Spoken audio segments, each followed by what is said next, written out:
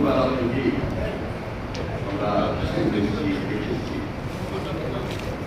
এই মসজিদে আশেপাশে সবাই সীমান্ত করবে এবং অত্যন্ত ঐতিহ্যবাহী এই জামে মসজিদে আমাদের এই অত্র এলাকার সম্মানিত সকল মুসলিমদের সাথে জুমার নামাজ আদায় করার জন্য নিয়ে ঘুরেই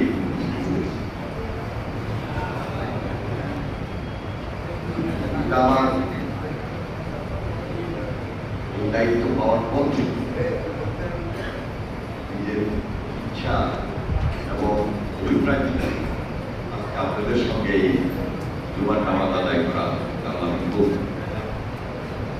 এবং আল্লাহ আমাকে সেই সুযোগটা করে দিয়েছে সম্পূর্ণভাবে আপনাদের দেওয়া আমার উচিত। আমাদের মাননীয় প্রধানমন্ত্রী জনাব তারেক রহমান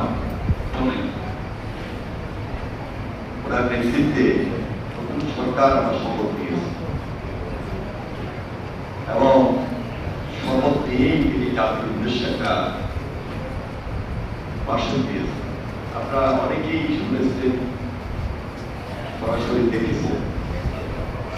খুব স্পষ্ট একটি ভাষণে তিনি বলেছেন যে দলমত নির্বিশেষে সকলের প্রতিনিধি হয়ে সবার আমানত রক্ষা করে একটা দেশপ্রেমিক সরকার হিসাবে গঠনের খেদমত তিনি করে যাবেন।